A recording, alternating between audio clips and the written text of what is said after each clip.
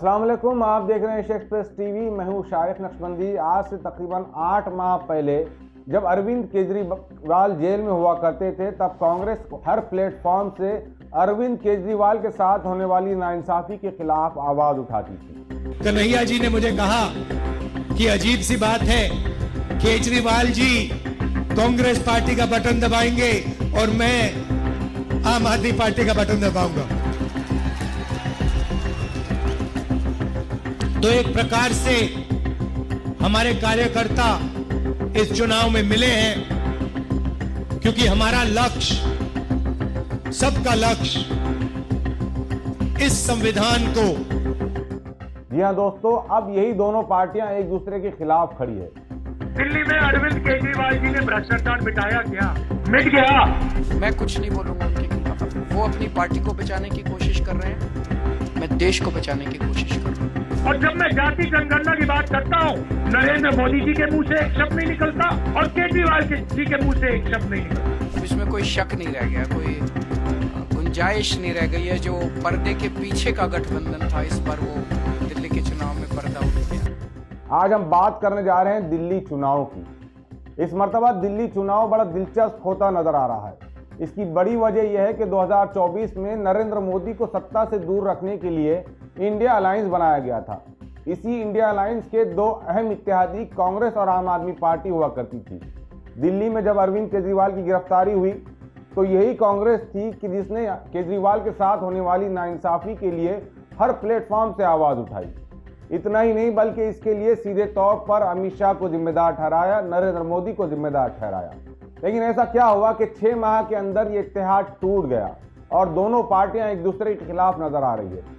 वजह जानने पर दोनों ही पार्टियों के स्पोक पर्सन कहते हैं कि सेंट्रल से नरेंद्र मोदी और आरएसएस की विचारधारा को हटाने के लिए ये इत्तेहाद किया गया था।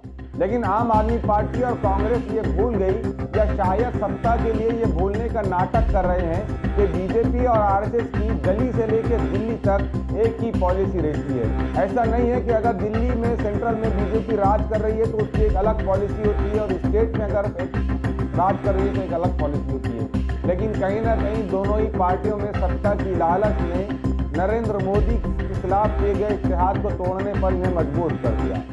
दरअसल शीला दीक्षित और उनसे पहले कांग्रेस का दिल्ली में हमेशा दबदबा रहा। यहाँ बीजेपी को कभी कोई खास जीत नहीं मिल पाई, लेकिन कांग्रेस की घसी पिटी पॉलिसीज और बदलाव की लहर में दिल्ली वासियों ने 2015 में न बीजेपी न कांग्रेस बल्कि तीसरे ऑप्शन के तौर पर आम आदमी पार्टी को मौका दिया। और अरविंद केजरीवाल ने भी फ्री बिजली, फ्री स्कूल और फ्री अस्पताल का जो वादा किया था उसे पूरा करने की वो भरपूर कोशिशें करते नजर आए, और कुछ हद तक वो अपने वादों में कामयाब भी होते नजर आए।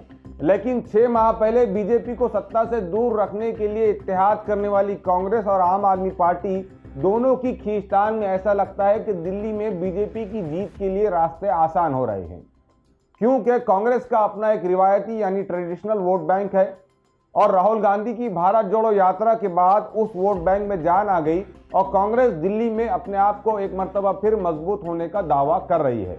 वहीं दूसरी तरफ दिल्ली के नौजवानों की एक बड़ी तादाद और डेवलपमेंट के कामों की वजह से आम आदमी पार्टी के साथ काफी तादाद में लोग नजर आ रहे हैं। लेकिन हिंदुत्व यानी बीजेपी का भी अपना एक वोट बैंक है, उनका अपना भी एक एजेंडा है, जिसका असर हमें लोकसभा चुनाव में देखने को मिला।